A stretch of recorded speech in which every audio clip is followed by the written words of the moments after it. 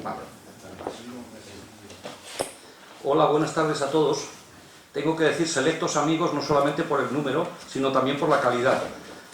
Parece ser que en Badajoz hay una concentración inusitada de actos de todo tipo, políticos, intelectuales, librescos. Bueno, hora era ya de que hubiese algo intelectual en esta ciudad. Y entonces pues es lógico que solamente haya gente muy interesada en unos temas tan complejos. Yo tengo que decir que estoy aquí por la amabilísima invitación de la Asociación de Vecinos del Casco Antiguo en la persona o por la persona de mi querido amigo José María Soriano, que siempre está muy interesado, cual cumple, por todas las cuestiones del casco antiguo de esta ciudad tan ligera de cascos. Digo ligera de cascos en lo que se refiere a su patrimonio, porque hay pocas ciudades en España que maltratan su patrimonio como esta, autoridades al frente. Miren, para mí es una satisfacción muy alta poder presentar, una satisfacción muy grande, aunque también un cierto resquemor, porque eso significa que uno ya va siendo muy mayor, presentar a alumnos, pero yo creo que lo mejor que le puede ocurrir a un profesor es poder presentar a unos alumnos que ya no lo son, que ya son profesionales hechos y derechos, aunque estén en el comienzo de su carrera, y que saben muy bien lo que están haciendo, no necesitan que el profesor se lo diga. El profesor lo gruñe un poco antes de presentar los trabajos, les obliga a hacer determinadas cosas con las que no están en absoluto de acuerdo, naturalmente, para eso son alumnos, pero que al final van cuajando en, primero, unos logros científicos y luego en una carrera profesional.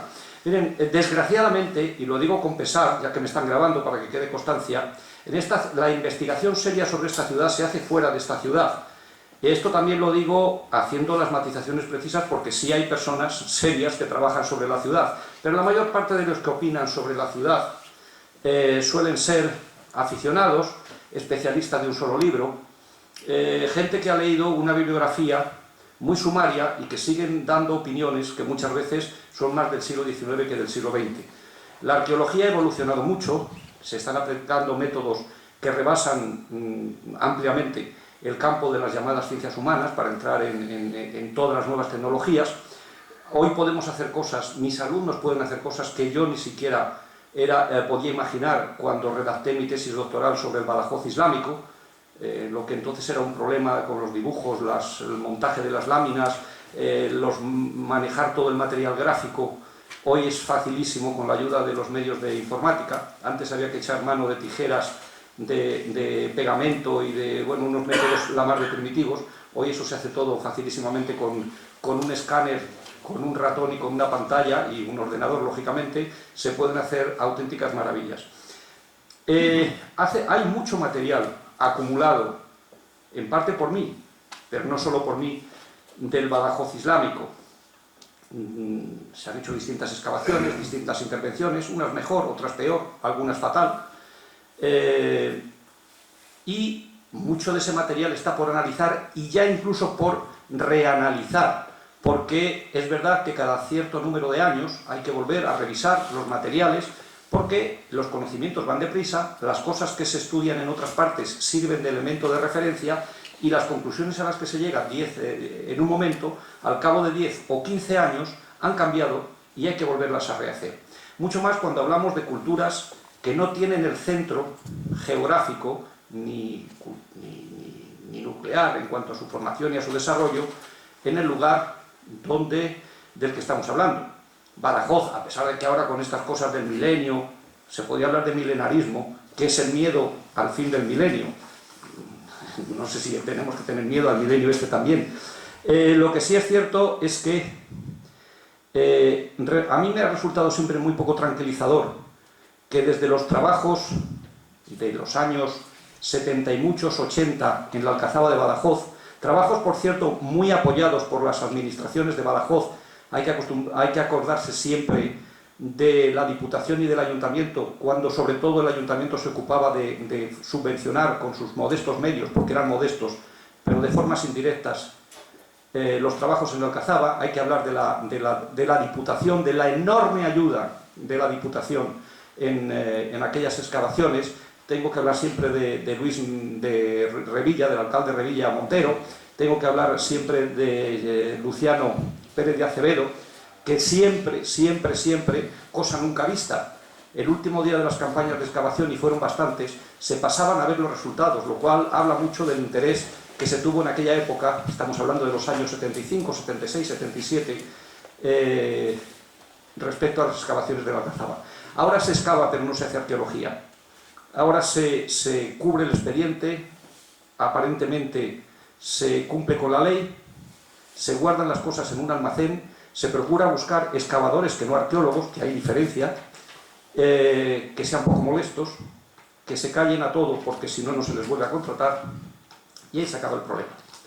Estamos asistiendo a una estafa, y lo digo con todos los términos, en lo que se refiere al patrimonio de Badajoz, porque se está haciendo mucha excavación, se está haciendo mucha restauración, pero no se está haciendo ninguna investigación. Por eso yo creo que hay que procurar que los materiales los puedan ir estudiando estudiantes de Badajoz o de fuera, pero gente que quiera y gente que esté preparada. Este año, si el año que viene podemos traer otra gente, me gustaría, pero este año viene solamente una muestra de los que están trabajando. No todos son de fuera de Badajoz, también hay alumnos de Badajoz trabajando conmigo, desgraciadamente no en Badajoz,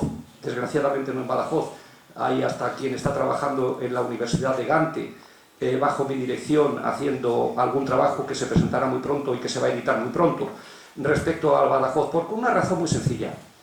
En Badajoz no existen los medios, y cuando hablo medios no hablo de economía, no hablo de interés, hablo de bibliografía. No existen las bibliotecas suficientemente dotadas para poder estudiar problemas tan complejos como los que plantea la interpretación de las ciudades islámicas. Eso requiere bibliotecas especializadas no solo en arqueología, sino en el campo de la cultura islámica, y que aquí no existen. ¿Hay alguna biblioteca privada? Que podría tener los medios necesarios para que, al menos hasta un cierto nivel, se pudiese estudiar el Badajoz islámico, pero desgraciadamente esa biblioteca es inaccesible, hasta cierto punto se ha procurado que sea inaccesible, y mucho me temo que incluso se va a ir de Badajoz. Espero que no tardando mucho, es decir, no espero que se vaya, no me gustaría, pero desgraciadamente la biología es la biología y me temo que muy pronto se pueda ir. Con lo cual quiero decir que se está hablando mucho, bueno, es lógico que se opine, que se discuta, que a veces se creen polémicas, tormentas en vasos de agua sobre determinados problemas, pero miren ustedes, la arqueología hoy no es un seguimiento de las fuentes escritas. Cuando las fuentes escritas y la arqueología coinciden, malo, algo pasa, porque la experiencia que se tiene, la experiencia que la arqueología está demostrando en casi todos los campos, no en el islámico, es que hay que analizar la documentación escrita con un sentido muy crítico. Los cronistas escriben para ellos, no escriben para nosotros, nunca supieron que nosotros íbamos a leerlos, escriben con los condicionantes de todo tipo, económicos, ideológicos, políticos, vitales de cada autor, de cada momento, y por lo tanto dan unas opiniones que son todo lo parciales que serían las nuestras en sus mismas circunstancias. Hay que dejar de pelearse porque si fulanito dice o porque menganito dice, porque los autores no mienten ni dicen la verdad, los autores reflejan la realidad que ellos entienden, y la realidad que ellos entienden no siempre es la realidad tal y como era, y esto lo podemos ver con cosas, con aspectos de todos los días, nuestros, y que por lo tanto no se puede pensar que en otras épocas se han hecho de otra forma distinta. Con esos presupuestos, es con los presupuestos que yo trabajo, con los presupuestos que explico a mis alumnos, explico de forma muy pesada, ellos lo saben muy bien, y con los presupuestos que los conferenciantes de hoy han venido. Yo tengo que decir que Miquel Íñiguez de Lanclares y Rodrigo Tirado, que es mexicano, por cierto, es mexicano, la historia, y está haciendo una tesis doctoral. De Miquel todavía no puedo decir que la está haciendo porque estamos buscando el tema. De Rodrigo sí puedo decir que está haciendo una tesis doctoral muy interesante, voy a decir el título porque me parece que es interesante. Rodrigo, que aspira, tiene que volver a México el día que se acaben sus becas y sus posibilidades aquí, está haciendo una comparación, se está metiendo en la cabeza de Hernán Cortés. Hernán Cortés, que es nativo de Extremadura, tenía en la cabeza unas cuantas ciudades que él conocía. Y cuando funda México todavía no hay normas de la corona española para cómo se tienen que hacer las ciudades. Por lo tanto, Hernán Cortés, cuando funda México, después de mandar destruir lo que quedaba de Tenochtitlán, tiene en la cabeza el esquema de las ciudades que él recuerda en España, en la península ibérica. ¿Cuáles son esas ciudades? Toledo, que es la capital política del reino, quizá Salamanca, que es el lugar donde él ha estudiado, sobre todo Sevilla, que es la ciudad económica, y Badajoz, que es la ciudad más importante de ese momento. Hay que analizar los planos de estas ciudades, los planos de la última etapa de estas ciudades antes del descubrimiento, para intentar llegar a captar qué hay de estas ciudades en el plano original de México, porque no todo México, no toda la laguna se rellenó, ni toda la laguna se hizo desde cero, sino que hay elementos reaprovechados de lo que fue la ciudad azteca, sobre todo los que estaban hechos en piedra, porque la mayor parte de la ciudad estaba hecha en chinampas, estaba hecha en plataformas flotantes. Bueno, esto os lo digo a ustedes para que lo sepan. Quiero decir que ambos han presentado sendas tesis de máster sobre los temas de los que vamos a hablar. No van a ser los únicos, ni hoy, ni mañana, ni en este curso. Hay más tesis en preparación respecto a Badajoz y espero poder tener la oportunidad de poderlos presentar después, porque estamos dando pasos sustanciales respecto a determinados elementos, aplicando tecnologías nuevas que ellos conocen muy bien. Yo vuelvo a dar las gracias a la Asociación de Vecinos del Casco Antiguo, les doy a ustedes las gracias por estar aquí presentes, despreciando probablemente otro montón de cosas, no digo más interesantes, digo al menos tan interesantes, y les ruego que estén también mañana, porque también mañana va a haber alguna aportación, mañana y pasado, alguna aportación que probablemente resulte chocante respecto a lo que sabíamos ahora de la ciudad. Muchas gracias.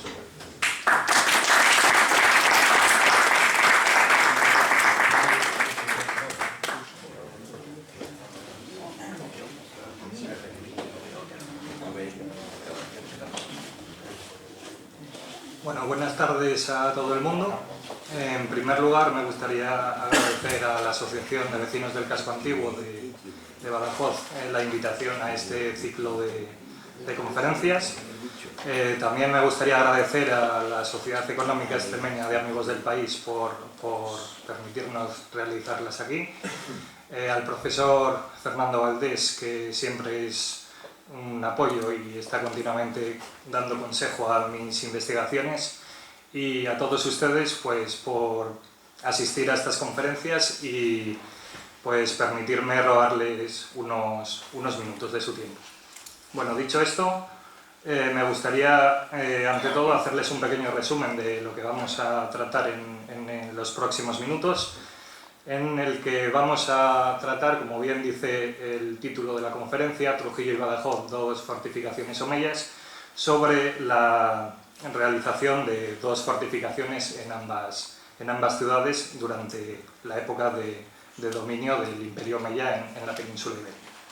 Bueno, para ello, en primer lugar, les voy a hacer una pequeña introducción del contexto tanto geográfico como histórico del territorio extremeño en este momento, para más adelante centrarnos un poco más ya en ambas ciudades, tanto Trujillo como en Badajoz, para explicar las características concretas que suceden en ellas para darse la construcción de ambas fortificaciones, y más adelante centrarnos ya de por sí en las fortificaciones, en las alcazadas de ambos sitios, para describirlas, compararlas y observar las diferencias que pueda haber entre ellas, porque aunque son dos fortificaciones que se ubican en un periodo de dominación omeya, hay ciertas diferencias que podemos observar y definir en varios periodos diferentes. Bueno, dicho esto, en primer lugar me gustaría, pues es lo que les he comentado, hacer una pequeña introducción del área geográfica de la que estamos hablando. Badajoz y Trujillo se encuentran en el centro más o menos de la actual Comunidad Autónoma de Extremadura, limitada en la parte norte por las sierras de Béjar, Gata y Gredos, que conforman el sistema central, y en la parte sur la sierra de Sierra Morena, que limitaría en la parte sur. Si nos centramos un poco más en el territorio, ambas localidades están situadas entre las cuencas del río Tajo y del río Guadiana, como se puede observar en el mapa, y tienen entre ambas un accidente geográfico importante que son los Montes de Toledo. Entre ambas localidades habría aproximadamente unos 100 kilómetros de distancia una de la otra. Dicho esto, en cuanto al contexto histórico que se produce a partir de la conquista islámica de la península ibérica, se van a producir una diferencia de fuentes escritas que conservemos tanto de la ciudad de Badajoz o de la fundación de la ciudad islámica de Batalius, más concretamente, y de la ciudad de Trujillo. En Badajoz conservamos alguna fuente más que en Trujillo, ya que en Trujillo es bastante complicado hacer una aproximación a su contexto histórico debido a la escasa aportación que hacen las fuentes escritas, tanto de origen árabe como de origen latino. Dicho esto, para hablar de Badajoz es completamente necesario ponernos en el punto de la ciudad de Mérida, que en este momento será la ciudad que tenga la mayor importancia de toda la región. Una vez conquistada Mérida, una vez que acceden a Mérida los contingentes omeyas, se va a producir una característica que se va a dar en el resto de las zonas peninsulares, pero que en este caso se da en Mérida también, y va a ser la conversión al Islam de las oligarquías locales visigodas que existían en esta ciudad anteriormente. Esto va a permitir que gracias a esa conversión se puedan mantener los privilegios que se tenían anteriormente en el periodo visigodo de estas oligarquías, pero que a partir del siglo IX, con la tendencia de los emires cordobeses a centralizar el poder en torno a la ciudad de Córdoba, va a reflejar unas continuas revueltas que se van a producir en Mérida y que van a desembocar en la construcción de la alcazaba meritense, que es la primera alcazaba que se construye o que está datada en la península ibérica en el año 835, creada o mandada a crear por Abderramán II, y para controlar estas revueltas que se están produciendo en la ciudad. Una vez que estas revueltas parece que no se consiguen controlar, otro aspecto que va a tomar Abderramán II va a ser derruir la fortificación o la cerca romana que circundaba la ciudad de Mérida, para de esta manera intentar controlar esa población que estaba continuamente revolviéndose. En este punto es en el que aparecerá la figura que ustedes conocerán de Abderramán ibn Marwan al-Yiliki.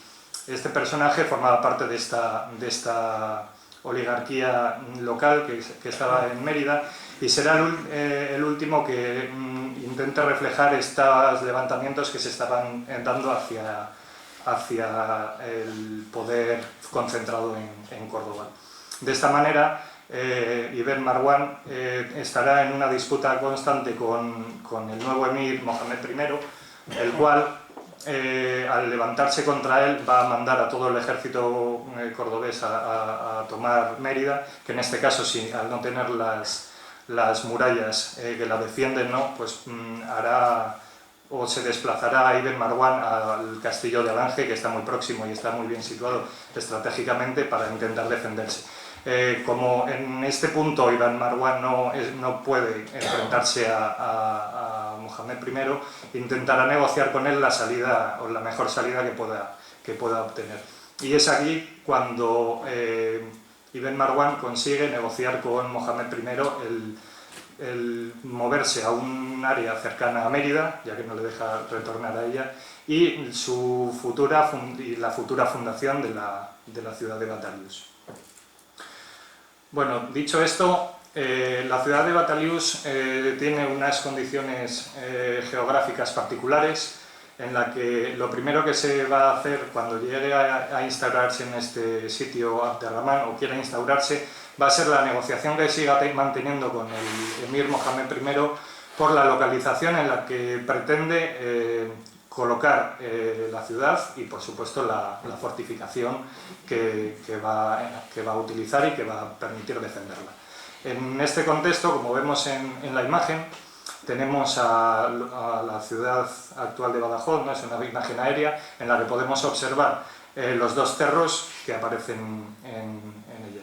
En el lado norte del río Guadiana aparecería el cerro de San Cristóbal, y en el cerro sur nos encontramos con el cerro de la Muela, donde finalmente se instaura la ciudad en sus faldas y la Alcazaba en la parte superior. ¿Por qué se decide realizar la Alcazaba en este punto? Bueno, entre otras cosas, Ibn Marwan decide la localización de Badajoz porque es posible que en aquella época hubiera un vado natural que cuando el río Guadiana estuviera o no tuviera un cauce muy amplio, pudiera permitir cruzar ambos lados. La primera idea que tiene Ibn Marwan es construir la ciudad y la fortificación en el lado norte. Pero ¿qué pasaría en este caso? Que si hubiera nuevas revueltas, cosa que preveía el emir Mohamed I, viendo lo que había sucedido en Mérida, observaríamos que en el momento en el que el caudal del río aumentase sería muy difícil acceder al lado norte por parte de las tropas cordobesas y tendrían el mismo problema que estaban teniendo anteriormente en Mérida. Por eso finalmente Mohamed I le dice a Abderramán Ibn Marwan al-Yiliki que construya la ciudad y su fortaleza en el lado sur del río, en la orilla sur. Bueno, en este caso, ¿no? Una vez que ya ambos deciden dónde va a construirse y dónde se va a fundar esta ciudad, se va a proceder a realizar también la construcción de la fortificación. Hay noticias de ello que ubican la construcción y la autorización por parte del emir de construir estos edificios en el año 875, y siendo la ubicación de la Alcazaba el punto más alto del Cerro de la Muela. Esta ubicación obviamente es claramente defensiva, como se puede ver en la imagen. Tenemos a la Alcazaba en la punta más alta del cerro, pero además tiene dos defensas naturales que son muy importantes a la hora de defenderlo, que serían el río Guadiana en su parte norte y su afluente el río Rivilla, que se mantendría en la cara este del Alcazaba, que lo bordearía por la cara este.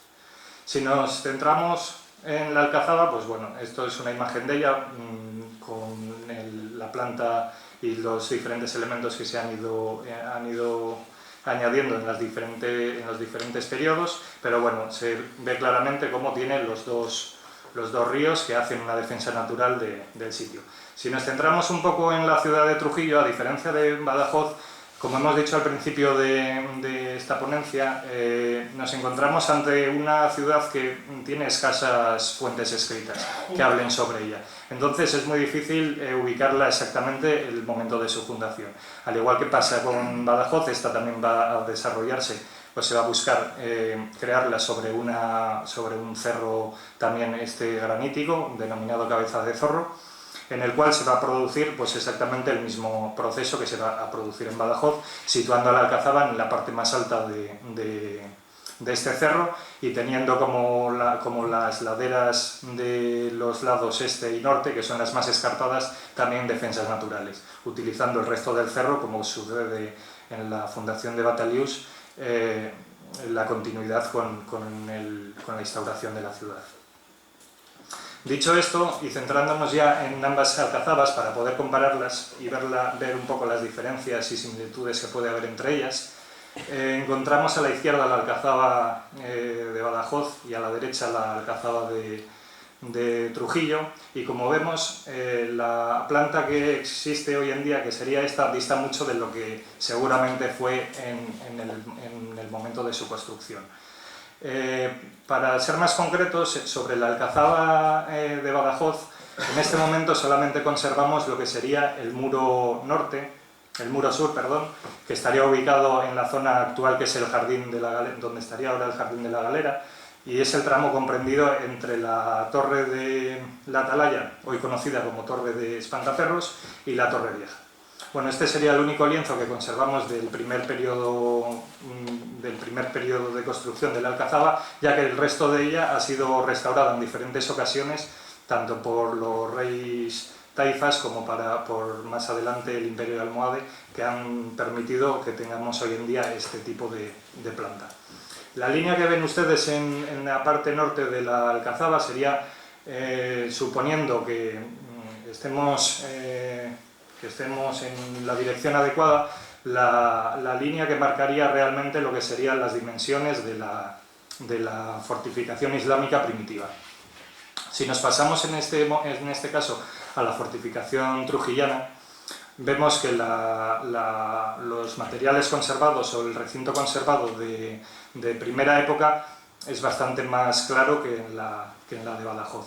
En ella podemos observar entre las líneas en rojo, como se puede ver en la pantalla, cómo se mantiene una estructura que sería el primer recinto que se construiría en época omeya.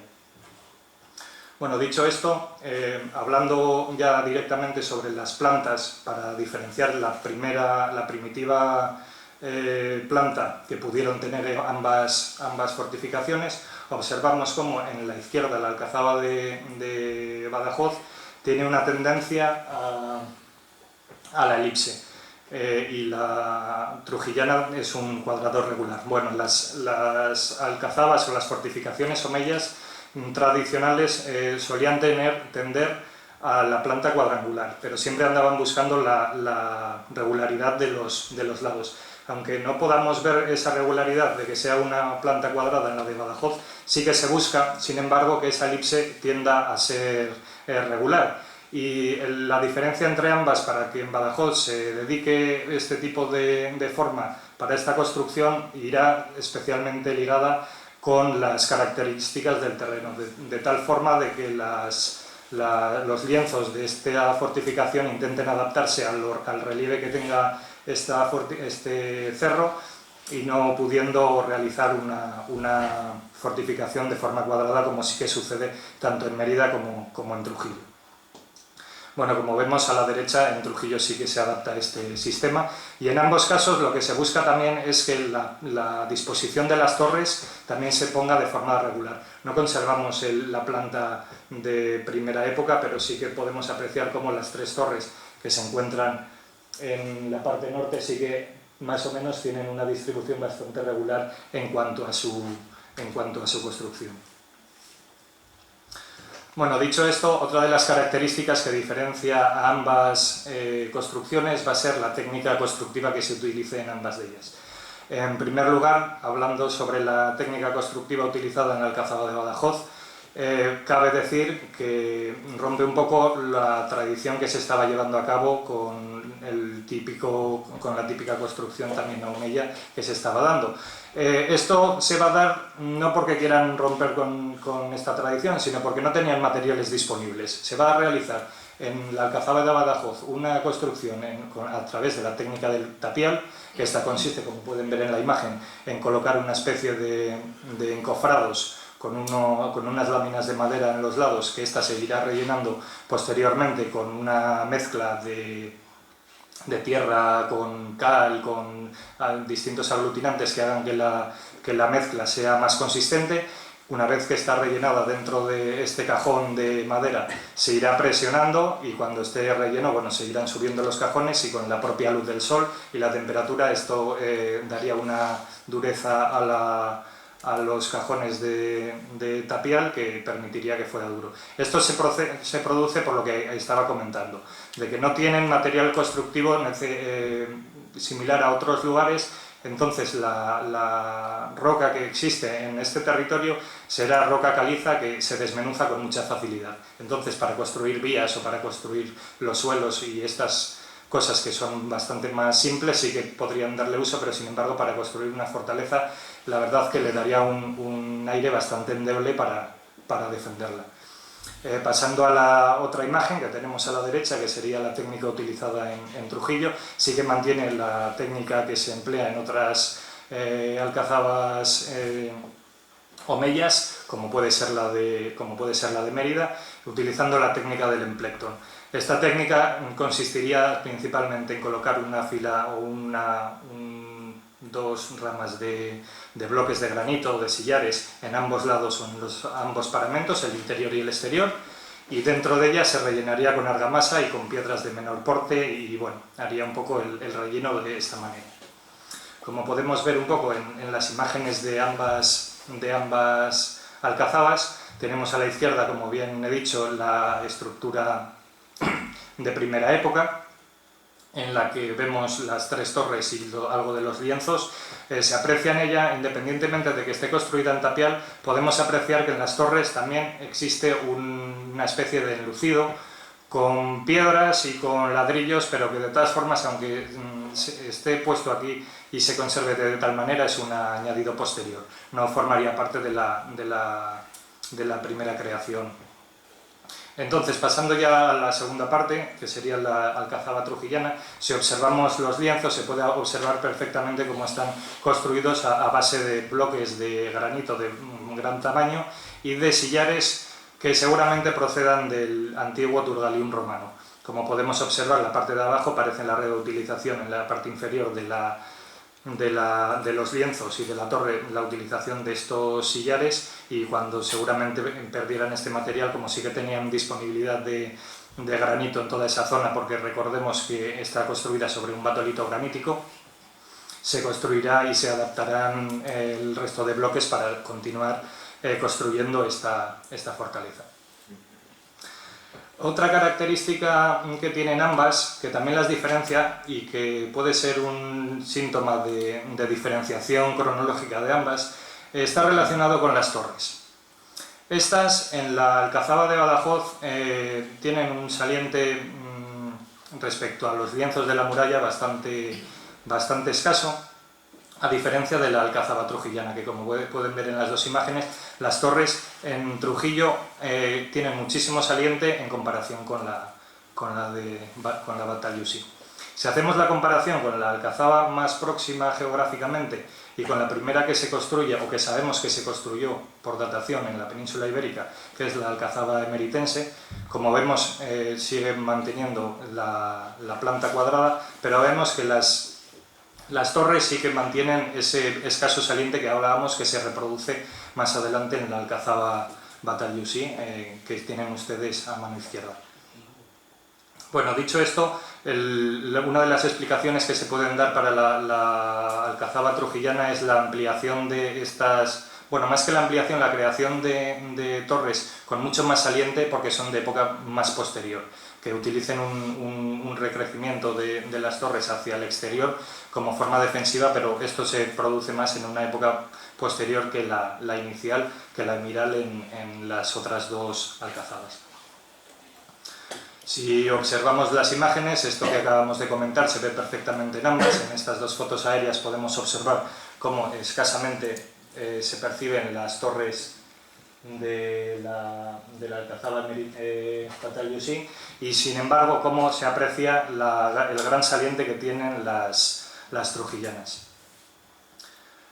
Centrándonos en otro aspecto que también podemos calificar de diferenciador entre ambas fortalezas, será la tipología de las puertas. En este momento, la tipología de las puertas que conservamos en la alcazaba de Badajoz es bastante diferente a la que tendrían en su primer momento. Esto se debe a las continuas evoluciones que ha habido en el periodo de dominación islámica en la península, y dependiendo de los gobernadores que haya habido, ¿no? En el periodo Omeya se utilizaban unas técnicas, más adelante se utilizarán otras, y bueno, los restos que nos quedan de las puertas que actualmente tenemos son posteriores, iniciándose las nuevas reformas a partir de la etapa en la que está el reino Aftasí en Badajoz. Observando las dos puertas que encontramos aquí, lo que más me parece, o más adecuado me parece realizar para tener una cierta idea de la posibilidad que tendrían las puertas que tendría la alcazaba de Badajoz, sería tener una cierta relación con la tipología emiral, y en la imagen tienen ustedes la típica puerta que encontramos en este tipo de fortificación emiral. En concreto, el ejemplo que les he puesto es el de la alcazaba de Mérida, que tiene perfectamente diferenciadas las características respecto a la tipología califal. Si nos centramos en el lado derecho, encontramos la puerta de Trujillo, que como ven se puede apreciar perfectamente que tiene una tipología y una descomposición totalmente diferente. Una tipología que va a comenzar a darse más en una época posterior, que será la más de tipología califal. Si la descomponemos, como vemos a continuación, las diferencias son claras, y algunas de ellas pueden ser la diferencia de peralte, que en la Alcazaba de Mérida estaría a 1/3 respecto al radio, ¿no? Mientras que en la de Trujillo sería más o menos la mitad respecto al radio. La flecha respecto a la luz del arco sería de 2/3 en la de Badajoz, ¿no? Que sería esto de aquí, mientras que en la del arco de la tipología califal sería de 3/4. El despiece de las dovelas, al igual, encontramos que tienen un despiece diferente. Las de tipología emiral las encontramos en el medio donde se juntaría el radio, en el centro de la circunferencia, mientras que en la tipología califal encontramos que este despiece de dovelas va a centrarse por debajo de la línea de impostas. Otra de las características, ya para finalizar con esto, sería el descentramiento que se produce en el trasdós en la tipología califal, mientras que en la emiral sí son concéntricos.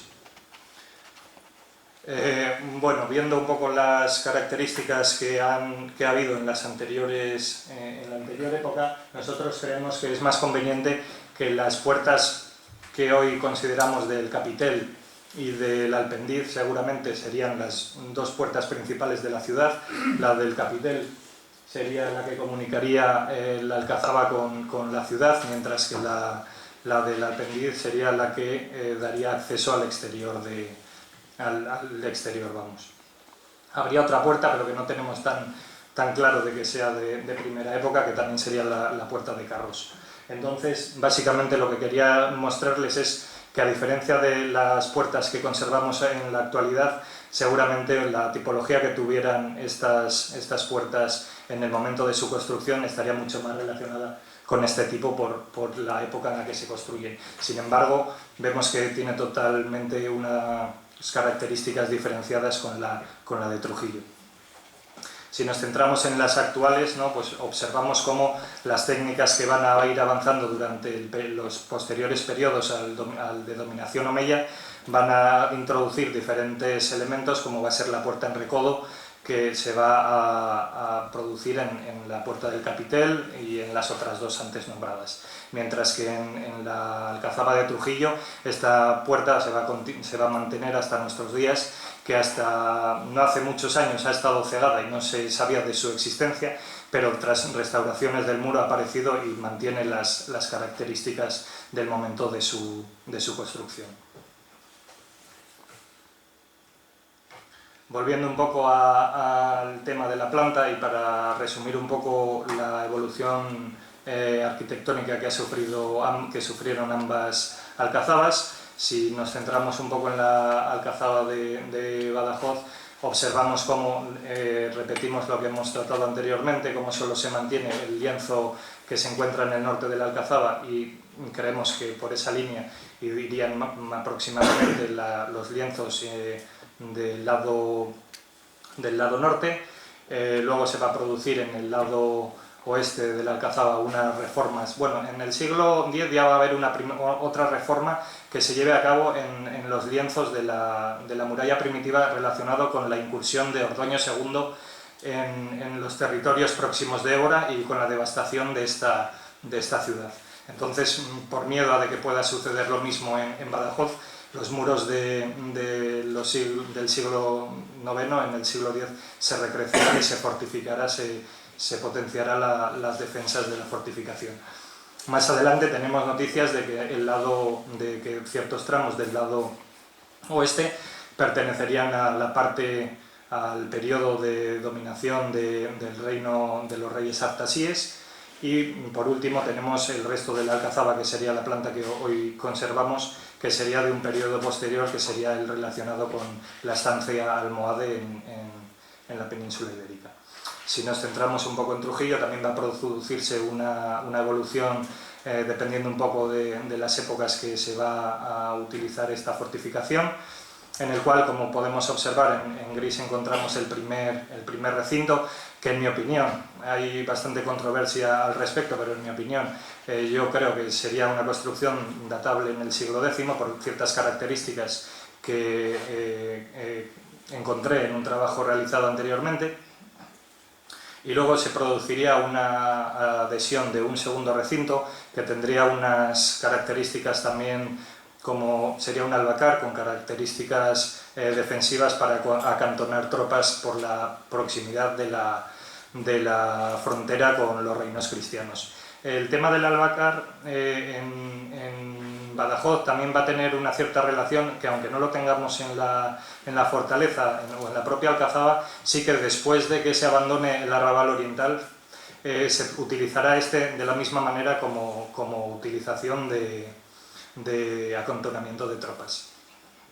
Bueno, dicho esto, a partir de aquí se va a producir una aparición de nuevos elementos, como se ve en los salientes, que se ve la aparición de las torres albarranas, que son de época pues eso, bastante posterior. Situamos, en este momento no sabemos si hay anteriores, pero bueno, según los datos y la bibliografía referida al tema, la sitúan por el momento con una cronología almohade, y podemos verlas en la parte noreste del albacar del segundo recinto de Trujillo y adosándose a las torres y al lienzo de la parte norte del primer recinto, que en mi opinión sería de época califa.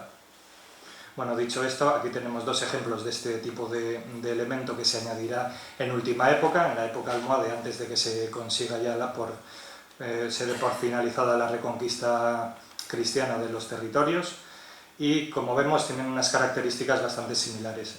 La diferencia que podemos observar básicamente es la aparición de torres poligonales en Badajoz con la torre de la Atalaya, que a diferencia de Trujillo es simplemente una torre cuadrada. Pero vamos, este fenómeno se produce tanto en Badajoz como en Trujillo como en la vecina Cáceres. Bueno, pues y a modo así de conclusión con lo que estamos viendo, podemos hablar de que estos trabajos que estamos realizando nos pueden servir para identificar las diferencias que pueda haber entre las diferentes construcciones o fortificaciones que se producen durante el periodo Mella, dependiendo un poco de las características constructivas, y viendo cómo la primera, la de Badajoz, la podríamos situar perfectamente.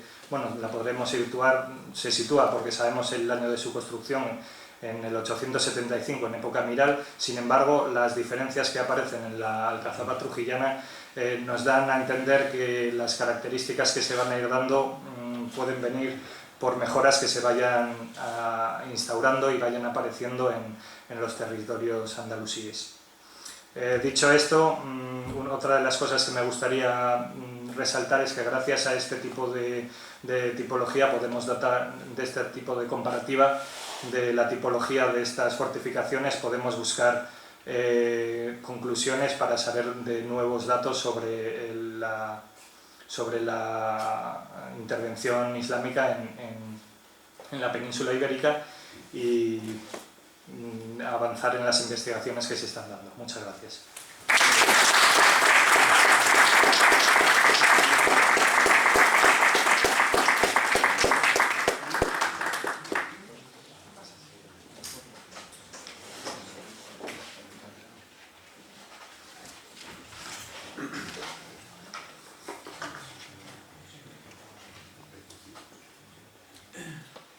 Muy buenas tardes.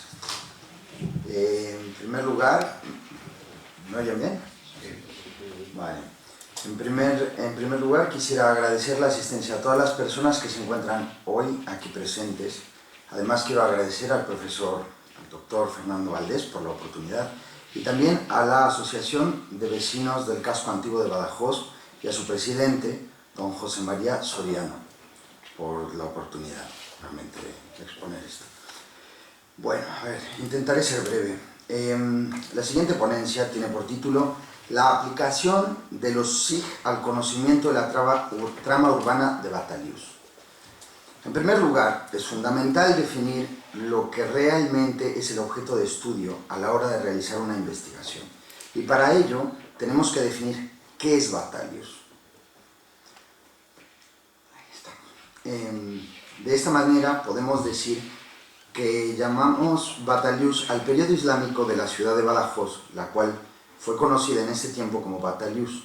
El periodo temporal de esta ciudad irá desde el año 261 de la Égira, o en términos de nuestra datación, desde el 864 o 865, año en que la ciudad fue fundada por el rebelde Abderrahman ibn Marwan al-Jiliki, hasta el año 1230, año en que la ciudad fue tomada por Alfonso IX, rey de León, siendo Badajoz la continuación de la ciudad islámica. En segundo lugar, consideramos como fundamental el definir qué son los SIG, o sistemas de información geográfica. Los llamados SIG son programas informáticos que nos sirven a la hora de querer comprender la trama urbana de una ciudad antigua, en forma de plataformas para poder manejar cartografías digitales, además de imágenes o fotografías aéreas que nos ayudan mucho a la hora de hacer un análisis urbanístico. Dichos análisis deben estar basados en los hallazgos arqueológicos hechos en la ciudad, además de en los documentos y cartografías históricas que nos aportan una gran cantidad de información gráfica para poder realizar dichos análisis. El Instituto Geográfico Nacional dice que un sistema de información geográfica es un conjunto integrado de medios y métodos informáticos capaz de recoger, verificar, almacenar, gestionar, actualizar, manipular, recuperar, transformar, analizar, mostrar y transferir datos especialmente referidos a la Tierra. Sin embargo, creemos que, tal y como sostiene Borrow y Brulé, un sistema de información geográfica debe verse también como un modelo del mundo real, por lo que podríamos definirlo como un modelo informatizado del mundo real en un sistema de referencia ligado a la Tierra para satisfacer unas necesidades de información concretas.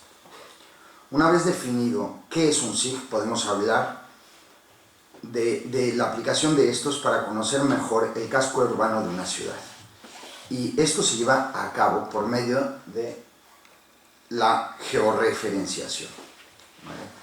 La georreferenciación es, a grandes rasgos, la localización de un objeto espacial en un sistema de coordenadas determinado, como por ejemplo puede ser una fotografía, una línea o incluso un punto.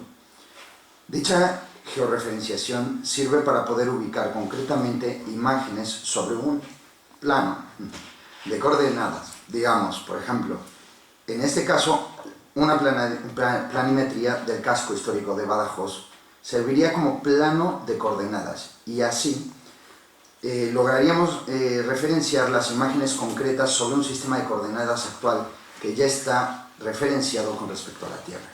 De esta manera podemos fácilmente ubicar las diferencias que se han producido en la ciudad desde 1645 hasta el 2007. En el caso que les presento a continuación, a modo de ejemplo, el sistema de coordenadas sería el que nos ha aportado el Instituto Geográfico Nacional por medio de su portal llamado Cartociudad. Y el objeto espacial que queremos que sea georreferenciado sería el mapa encontrado en el Archivo Militar de Estocolmo. Los elementos que georreferenciaremos para entender cuál es la diferencia entre Badajoz y Battalius son muy importantes. A la hora de georreferenciar nuestro mapa es importante tomar como puntos de referencia algunas estructuras que históricamente sabemos que existieron tanto en Battalius como en Badajoz. Un ejemplo puede ser la Torre de la Atalaya, la cual se mantiene en el mismo punto desde su construcción. Otro buen ejemplo de referencia puede ser la puerta del Pajarito, que también tenemos la certeza de que existía en tiempos islámicos. Además de estos dos ejemplos tenemos muchos otros, como son la Catedral de San Juan, que no es de tiempo islámico, pero podemos utilizarla para georreferenciar este mapa. También la iglesia de San Agustín, diferentes torres de la Alcazaba, la Puerta de las Palmas e incluso también el trazado de los ríos. Una vez que se tienen los puntos que servirán de anclaje para llevar a cabo la georreferenciación, el siguiente paso es seleccionar dichos puntos en las dos planimetrías. Y de esta manera, la imagen a georreferenciar que en este caso es el plano encontrado en el Archivo Militar de Estocolmo, se adaptará al tamaño del mapa de coordenadas y así quedará la imagen referenciada respecto a la planimetría con la que estamos trabajando. Además de la georreferenciación, ¿qué otros métodos son importantes para un análisis urbanístico? Además de utilizar los sistemas de información geográfica para la realización de un análisis urbanístico, es de gran importancia tomar en cuenta las diferentes intervenciones arqueológicas que se han llevado a cabo dentro del casco urbano y, tras un arduo análisis de los hallazgos hechos en dichas excavaciones, se debe realizar una buena y correcta interpretación de lo hallado para poder comprender de manera adecuada cuál era la distribución antigua de la trama urbana de la ciudad. Además de cuáles eran los límites de esta, ya que en muchas ocasiones la extensión urbana de la ciudad medieval tiende a ser mucho más reducida de lo que se ha interpretado. Por lo tanto, son 4 los factores fundamentales a la hora de hacer un análisis urbanístico. El primero de ellos es un análisis bibliográfico, ya que se debe tener total certeza de qué es lo que se ha escrito acerca de la ciudad. En segundo lugar, se debe hacer un análisis morfológico, ya que es importante llevar a cabo una buena interpretación de la forma que tiene el trazado de las calles que hoy integran el casco histórico de Badajoz. En tercer lugar, es muy importante un análisis arqueológico que, como antes hemos mencionado, es un análisis basado en las excavaciones que se han realizado en el casco de la ciudad. En cuarto lugar, es muy importante mencionar que los sistemas de información geográfica son una muy buena herramienta para llevar a cabo el análisis morfológico y para poder manipular de manera efectiva las cartografías digitales. ¿Qué hallazgos hemos conseguido en nuestra primera aproximación a Battalius por medio de los sistemas de información geográfica? La propuesta para el trazado de la muralla de Battalius es un perfecto ejemplo para poder ilustrar cómo nos sirve la georreferenciación y los sistemas de información geográfica a la hora de hablar del casco urbano de la ciudad, que ha evolucionado mucho a través del tiempo. Esta propuesta sería que un lienzo correría cerca del trazado de la calle de la Soledad, que es perpendicular al muro donde se ubica la Puerta del Pajarito. Parece que esta calle es la aproximación al muro suroeste, porque sabemos muy bien que la muralla en este punto tiene que estar entre el testar de la Puerta del Pilar y la mezquita del Jama, que parece ser la actual iglesia de San Agustín. Además, nos basamos en los hallazgos realizados en el Museo de la Catedral y en la Plaza de España para afirmar que estos espacios ya se encontraban extramuros. También es relevante, para situar aquí la muralla, que el trazado urbano parece diferente a partir de la calle de la Soledad, ya que las vías comienzan a tener una orientación hacia la Puerta de Palmas que nosotros consideramos más tardía. Por lo tanto, el lienzo suroeste de la muralla de la ciudad debería pasar cerca de la calle José Lanot. Sin embargo, esta calle me parece demasiado cercana a la mezquita del Jama, por lo que propongo la calle paralela a esta, que es la calle de la Soledad. Respecto al lienzo sur de Battalius, pienso que su trazado podría ser parecido al de la calle de San Juan, que va de la plaza del mismo nombre hasta la Torre de la Atalaya. De esta forma, la ciudad de Andalusí tendría una orientación norte-sur, en la que la mezquita del Jama estaría en el centro de la ciudad y la Alcazaba se encontraría en el punto más alto de la ciudad, ocupando la esquina noreste de esta. Respecto a las puertas, no las conocemos, pero se puede afirmar que debe haber existido una cercana a la Puerta de la Atalaya. A la Torre de la Atalaya, perdón. Probablemente ese trazado de la calle de San Juan, sobre el trazado de la calle de San Juan, o cerca de él, esta torre, además de cubrir la puerta, habría flanqueado el camino que viene de Mérida en el tiempo en que el arrabal oriental estuviera desocupado. En cambio, cuando el arrabal estaba habitado, este debió dibujarse como un elemento semicircular adosado a la puerta sureste de la ciudad y contar con su propia muralla, ya que se había convertido en parte de la misma ciudad. Dentro, el espacio que hoy está ocupado por la Plaza Alta y, en general, el entorno de la Puerta del Capitel, seguramente estaba ocupado por el zoco, que no tendría una estructura especial, sino que sería un espacio abierto donde se desarrollaría la vida social y mercantil de la ciudad. Este espacio mantendría las viviendas de la población alejada de los muros de la Alcazaba por razones defensivas, y el espacio debe haber sido aprovechado por los comerciantes. Por último, la zona que está ocupada por la Catedral de San Juan debía encontrarse extramuros, pero esto no significa que no existiera nada en este espacio, ya que ahí es donde se deben haber desarrollado todos los oficios que eran considerados como sucios para la ciudad, y en especial para las mezquitas. Ejemplos de esto podría ser el curtido de las pieles, los tintes, al igual que las labores de herrería y alfarería, pues estos dos oficios requieren hornos que contaminan con humo el ambiente de la ciudad. El caso de las murallas, que aparece en el mapa del Archivo Militar de Estocolmo, es muy peculiar, ya que estas, gracias a haber sido georreferenciadas, nos parecen mucho más alejadas de la Alcazaba de lo que pensábamos en un principio. Como ya hemos mencionado hace un momento, las murallas islámicas no deben haber tenido una gran extensión, sino que serían mucho más pequeñas que las murallas descritas por Rodrigo Dosma, y aún más pequeñas que las que se ven en el mapa antes mencionado.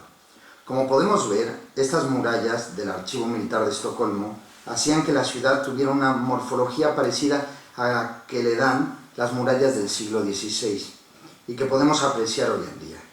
Esta tendencia no se corresponde con nuestra interpretación de la ciudad islámica, ya que tendría que ser una ciudad más norte-sur que una ciudad este-oeste. Al georreferenciar el mapa del Archivo Militar de Estocolmo, nos damos cuenta de que estas murallas son más tardías, y podríamos afirmar que estas fueron murallas de tiempo cristiano, donde aparecen dentro de estas la catedral, y también aparecen señaladas las puertas de la ciudad. Muchas gracias.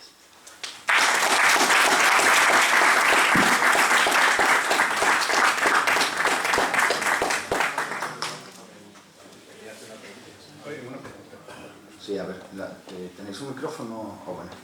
Bueno, yo solo te quería decir que habrás comprobado, o si no te lo digo yo, que los planos de Estocolmo y la inmensa mayoría de los planos que manejamos de cartografía militar contienen errores, errores,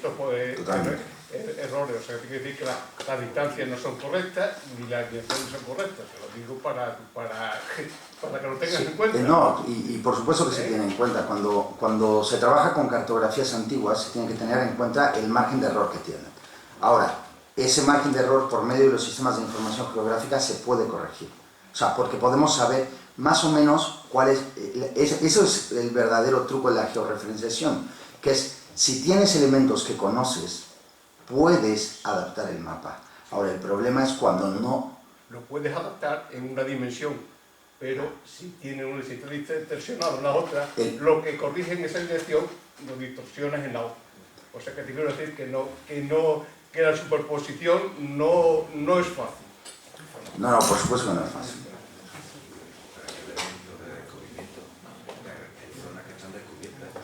Claro. Sí, es que justamente, perdón, continuando un poco con lo de georreferenciación, realmente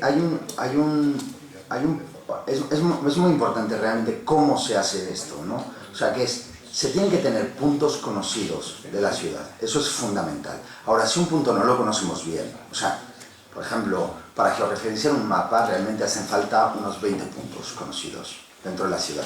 Si no tienes 20 puntos, lo que va a pasar es justamente lo que usted está mencionando, que es una deformación de la cartografía con respecto al mapa base.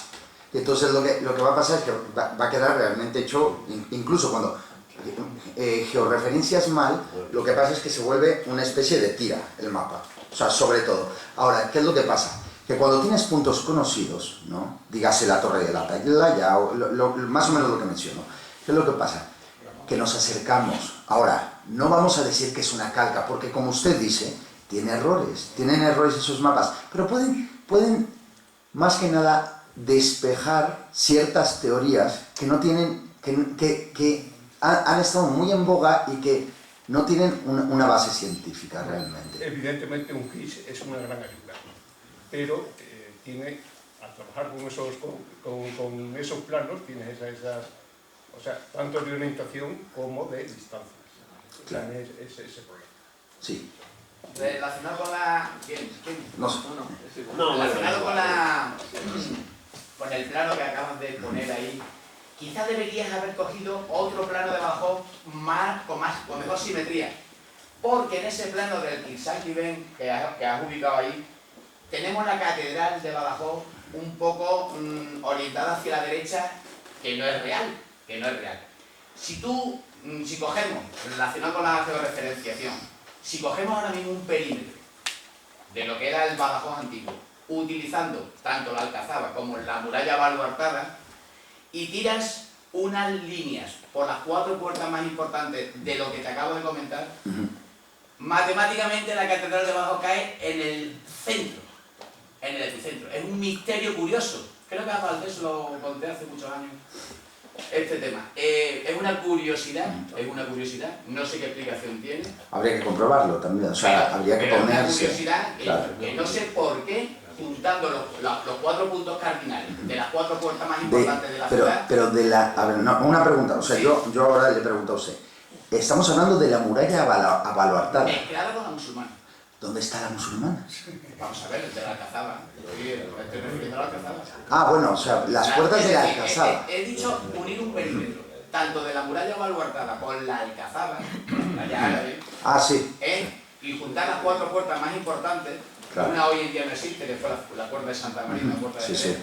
Pues si tú juntas, llamémosle como decían los romanos, un jardín de humanos. Sí, claro. Matemáticamente la catedral de Badajoz te queda en el centro. Ahora, pero hay que no sabemos, o sea, yo no sabía esto, por ejemplo, ¿no? O sea, bueno, sí, exactamente, o sea, y habría que, y es interesante comprobar todo este tipo de cosas, porque, hombre, puede saltar otro dato más. Ahora, solamente aviento una cosa al aire, y digo, cuando hablamos de la muralla baluartada, o sea, si nos basamos en una parte de muralla islámica, o sea, decir, la muralla de la Alcazaba, muy bien, ahí estamos todos muy de acuerdo. Ahora, si hablamos de muralla baluartada, la muralla baluartada es posterior y no sabemos dónde está la muralla islámica. Entonces, ¿qué pasa? Que la catedral de San Juan está construida después, Efectivamente. ¿no? Entonces, Pues por eso te digo que es un misterio. Sí, sí. Es un misterio. Ahí voy a apuntar todo. claro.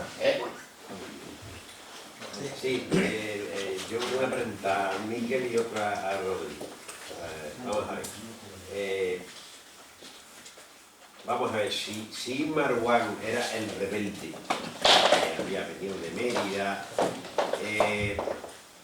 ¿cómo para constituirse en Badajoz, la ciudad de Badajoz-Batallú, cómo se pone de acuerdo con el Muhammad, con el emir o califa? Mohamed I. ¿No? Mohamed, ¿cómo se pone de acuerdo? Es decir, vamos a ver, un rebelde, una persona, un militar que se rebela contra la autoridad, no se pone de acuerdo a ver si hay que hacerlo en el Cerro de la Muela o en el fuerte, donde ahora el fuerte San Cristóbal. ¿Cómo es eso? Hombre, básicamente cuando está... Perdona, pero es que ya si le pregunto a Rodrigo, Respondemos a la vez. simplemente. ¿Hay datos suficientes para decir que la delimitación en algún momento de la ciudad de Badajoz hay restos arqueológicos para decir que va por la calle La Soledad, el final de la ciudad o el límite? ¿Hay datos suficientes? Es decir, las dos cosas. Sí, primero Miguel. Vale. Bueno, lo primero que cuando Ibn Marwan y Mohamed I negocian, tenemos que recordar que Ibn Marwan está recluido en un castillo, en el castillo de Alange, ¿no? Entonces, para rendir el castillo y poder poder tomarlo, se procede a una negociación. Entonces, de esta manera sí que después de negociar durante un tiempo se accede por parte del emir a perdonarle en primer lugar, porque perfectamente podía haberle no perdonado y pasarlo a cuchillo, pero en primer lugar lo perdona, le dejan continuar vivo, y en segundo lugar le permite mantenerse en un área, no deja que vuelva a la ciudad del que era Mérida, sino que le permite que se instaure en un área próxima a Mérida. Aquí viene el caso de que deciden fundar Badajoz. ¿Qué pasa? Que tiene dos cerros. Un cerro en el lado norte o noreste, en el que sería el cerro de San Cristóbal, que las aptitudes que tiene ese cerro son bastante más idóneas para la creación de una ciudad que el cerro que le permite Mohamed I. El tema es que, conociendo lo que estaba sucediendo en Mérida, Mohamed I descarta el cerro de San Cristóbal, básicamente porque en el momento en que haya una crecida del río va a pasar lo mismo que pasaba en Mérida, y va a haber una rebelión de nuevo, y no iba a tener un puente como sí que sucede en Mérida, el cual puede atravesar las huestes omeyas para llegar a Mérida. Por eso realmente sí, le permite crear una fundación de una ciudad, pero dentro de las condiciones que están pactando son las que más óptimas para el emir. No le deja fundar una ciudad a Ibn Marwan donde él quiere, sino que sí, le deja que la ponga próxima a lo que hemos comentado antes, próxima a un posible vado natural, que esto favorecería la comunicación de otras ciudades, que sucede en otras ciudades de la península, poniendo un ejemplo en Toledo. Pero sí que, conociendo las actitudes rebeldes que tenían este personaje, le obliga a ponerla en el lado sur, porque si le hubiera permitido en el lado norte, como le he dicho, no tendría la problemática de que en cuanto el río tuviera un caudal y hubiera una revuelta, no podrían acceder a la ciudad. A ver, vamos. Es que esto es lo de la soledad. Exacto, esto es un tema, La primera vez que en mi país se diría, es un tema picante, de estos así buenos, ¿no? O sea, porque es cierto, o sea, claro. es el rollo de las murallas, ¿no? Esto me lo encontré cuando hice mi tesis, porque mi tesis de maestría justamente lo hice sobre Badajoz, ¿no? Sobre todo este tema. Y me encontré al final, yo en un principio no pensaba hablar de las murallas, yo iba a hablar de urbanismo simplemente, pero no. Después me di cuenta que no se puede hablar de urbanismo en Badajoz sin hablar de esas murallas perdidas y tan discutidas por todo el mundo. Entonces, a ver, no me puedo extender demasiado, eso es una realidad, y eso es, en serio, yo creo que es el tema más importante de mi tesis. Ahora, en primer lugar, ¿hay hallazgos? Habría que preguntarse también, ¿se ha excavado por ahí? ¿Se ha excavado? ¿Qué se ha excavado? Y de lo que se ha excavado, ¿qué se ha publicado? Porque es muy complicado. O sea, porque uno, como dijo el profesor Valdés, cuando... O sea, uno tiene que basarse en las cosas que se publican. Y el que no publica, o sea, digamos, el que va y hace una excavación y no publica nada, uno como académico no puede tomarlo, o sea, en cuenta. Entonces, lo que pasa es, o sea, si tomamos en cuenta todas las excavaciones que se han realizado dentro del casco, ¿no? Que hay que definir el objeto de estudio también geográficamente, como aquí definimos temporalmente lo que es Battalius, igual geográficamente lo que es el casco histórico. Ahora, dentro hacemos un recuento de todas las excavaciones y de eso podemos tomarnos para afirmar las cosas. Ahora, lo que falta es, vamos a excavarlo, vamos a excavar cosas, que nos entre un poco el gusanito de a ver qué va a pasar, o sea, qué hay ahí debajo, ¿no? Ahora, una vez más, no me puedo extender porque esto podría ser de horas, hablarlo de horas, ¿no? Totalmente de acuerdo. Ahora, por otro lado, va a salir dentro de muy poco publicada esa tesis donde viene absolutamente todo esto. Pero totalmente de acuerdo, las excavaciones arqueológicas son fundamentales. Claro. Un foro puede entrar. Pero entonces, eso de lo que dice, el límite está por lo que ahora es la calle de la Soledad, ¿de dónde viene? Es decir, ¿por qué? Sí. Fernando, que No, lo sabe que yo tengo que decir, lo digo, que yo a Rodrigo le puse una trampa para estar seguro de que el trabajo que estaba haciendo era de confianza. Nosotros, y digo nosotros porque no fui yo el director, pero bueno, estuve en el equipo que lo excavamos la tan mal utilizada ermita del Pajarito, que no es ni más ni menos que una puerta, después con puerta de la muralla, porque hay una escorrentía de agua tan brutal que la tuvieron que mantener, aunque ya no se utilizaba, porque cada vez que caía una tromba de agua en Badajoz, el agua había peligro de romper la muralla, y entonces eso era una especie de salida de agua. Bueno, yo no le dije que había excavado eso. Y no se lo dije precisamente porque una de las claves del problema es dónde están situadas las puertas para saber cómo está estructurada la muralla y cómo son los ejes principales que cruzan norte, sur y este-oeste el casco. Y fue en el acto de lectura de la tesis, con un tribunal, él dijo, enseñó un plano, que no ha puesto aquí, enseñó un plano y dijo, ahí debiera haber una puerta. ¿Por qué? Porque examinando la trama que yo propongo como trama urbana de la ciudad en época islámica, ahí confluyen toda una serie de calles y se dan una serie de circunstancias urbanísticas que hacen que ahí debiera haber una puerta. Le dije, bueno, me quedo bastante contento, porque es que la hay. Lo que pasa es que usted no sabía que había esa puerta en ese sitio. Yo tengo que decir, bueno, hoy teníamos 20-30 minutos para hablar. Esto no ha sido más que explicarles a ustedes que se están haciendo unas investigaciones distintas de las que son la pura excavación o la pura elucubración sobre los textos. Una parte de todo este material se va a publicar muy pronto en un formato digital, todas estas cuestiones, tanto en un caso como en el otro. Estamos hablando de trabajos de tipología arquitectónica. Ahora está muy de moda que mucha gente hable de tipología arquitectónica. Pero realmente hay muy poca gente que esté hablando en serio de las tipologías arquitectónicas, porque hay muchas más excepciones que reglas. Hasta este momento hemos estado trabajando siempre dando por buenas las opiniones de autores muy prestigiosos que en su momento tuvieron razón, pero que con el avance de los conocimientos nos estamos dando cuenta, no solo en Badajoz, sino en estos últimos años se ha hecho una labor inmensa en todo el país. No solo en España, también en el norte de África, también en el Oriente Medio. Hoy sabemos muchísimo más de cómo estaban organizadas las murallas y la estructura de las ciudades islámicas de lo que sabíamos hace 50 años. Y hay que tener en cuenta que la bibliografía clásica sobre Badajoz, el artículo famoso de Torres Balbás y todos los análisis, son análisis que van para los 70 y muchos 80 años. Quiero decir que ya era hora de que cambiásemos de opinión. Por eso es muy importante primero hacer los análisis tipológicos, que es lo que está haciendo Miquel, pero luego también los análisis geográficos. Hay toda una serie de hechos que ahora se están publicando respecto a ciudades islámicas vivas y conocidas, como por ejemplo la localización de las calles en relación a la posición de las mezquitas.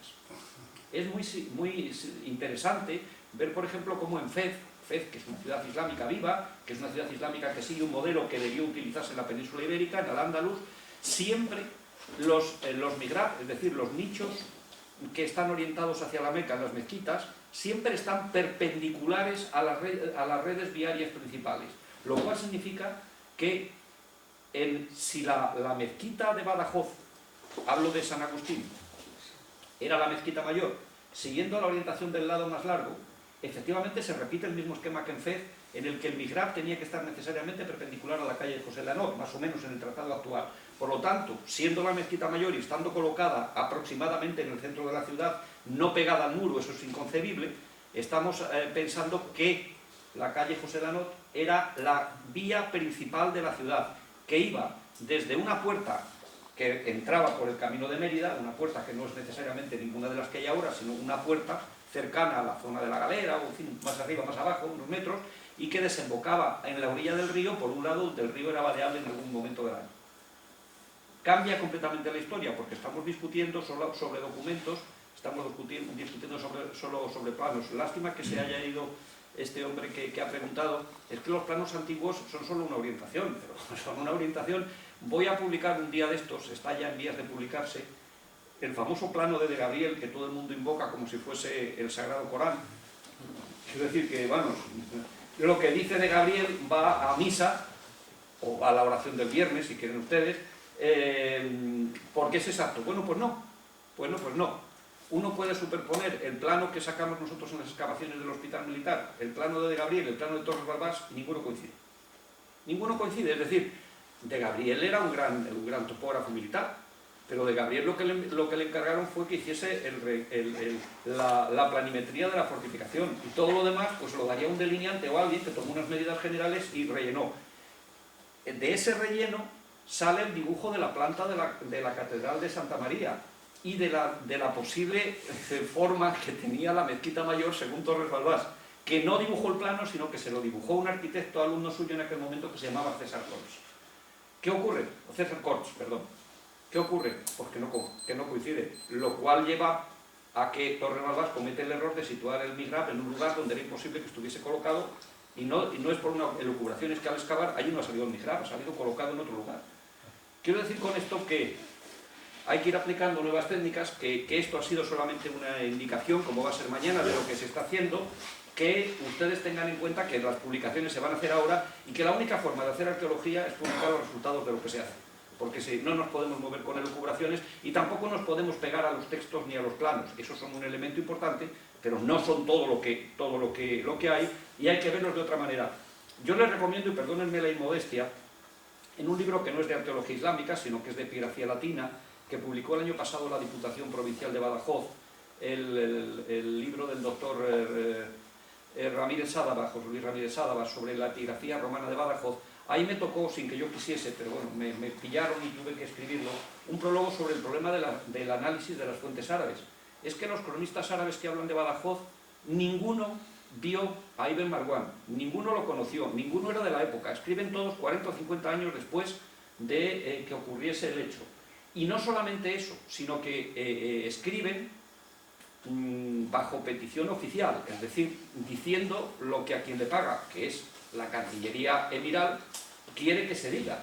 Por lo tanto, los datos que dan, no digo que sean falsos, pero tampoco hay que cogerlos al pie de la letra como se ha pretendido decir, que si la discusión, que si no discusión. Bueno, es obvio que hubo una discusión, pero ustedes no se pueden imaginar sentados a un lado de la mesa Ibn Marwan y el otro al Emir Muhammad I. Eso discutió alguien por ellos y se llegó por una serie de condicionantes a esta historia. Cuidado con las fuentes escritas, claro, en ambientes, digamos, eruditos, de gente con formación, pero de gente que no son necesariamente arabistas, se discute sobre los documentos como si los documentos reflejasen una realidad absoluta, y esto no es así. Uno lee todos los días los periódicos y se da cuenta de que la percepción que uno tiene de la realidad no es la que tiene tal periodista o tal otro. ¿Mienten los periodistas? Bueno, a lo mejor alguno quiere mentir, pero cada uno ve las cosas de una forma distinta. ¿Cuánto más si estamos manejando textos del siglo X, del siglo IX o del siglo XI? Que además hay que traducir al español, si no se pueden comprender el árabe, y las traducciones de textos antiguos, de textos del árabe antiguo hasta la actualidad, no son una bagatela, ¿eh? Cojan ustedes, porque dicen, he traído un árabe que ha traducido un texto, y dicen, sí, vale, lo que ustedes quieran, cójanse ustedes, yo que sé, los cantares de gesta, cualquier texto medieval español y pretendan entenderlo ahora mismo y además explicárselo a alguien que no sabe español. Es decir, cuidadito con las fuentes, que ya no podemos seguir discutiendo, pues aquí dice, pues aquí no dice, pues aquí dejó de decir. Hay que verlo de una forma más amplia, hay que comparar con lo que ocurre en otros lugares del mundo islámico, porque Batalius no era solo la península ibérica, era un mundo islámico con una cultura, con unas pautas de funcionamiento, con una mentalidad, y hay que comparar con lo que ocurre en otros lugares del mundo islámico para saber lo que ocurre aquí, no solamente con lo que ocurre en el pueblo de al lado. Eso sirve para andar por casa, pero no resuelve el problema. Conocemos muy mal Fez. Estoy escribiendo en este momento una guía de Fez. He estado hace 2 semanas y tengo que volver la semana próxima, porque es una de las ciudades más clásicas del Islam, que se han escrito infinitud de libros sobre Fez, y sin embargo todavía no sabemos cómo son las pautas urbanísticas de la primera ciudad de Fez. Es decir, cómo era Fez cuando se fundó. Porque claro, después de 1000 años y de un proceso de especulación, de colmatación, de etcétera, la ciudad que vemos ahora, que a nosotros nos parece muy árabe, sí es muy árabe, pero no es como era cuando la fundan los emigrados de Córdoba, claro, era distinta. Era distinta. Y esto pasa igual con Badajoz, con Batalius. Hay que ir despacito, hay que comparar, hay que cruzar datos, que en definitiva es de lo que se trata, de cruzar datos con nuevos métodos para ir avanzando. Y los resultados, pues hoy no los han dicho porque no tenían tiempo. Además yo les he dicho que no den muchos resultados, porque si si uno lo dice todo el primer día, luego ya no puede dar una segunda conferencia, ellos tienen que dar muchas que tienen que hacer un currículum. Entonces la cuestión es que dentro de poco se publicará, será lo último que se diga, pero dentro de 3 años habrá otro que avance un poco más y podamos decir más, pero es que esto es la ciencia, es que no acabamos nunca de decir la última palabra, ojalá, pero ya que digamos todo ya nos aburriríamos, ¿no? Muy bien. ¿Alguna palabra de...? Muy bien.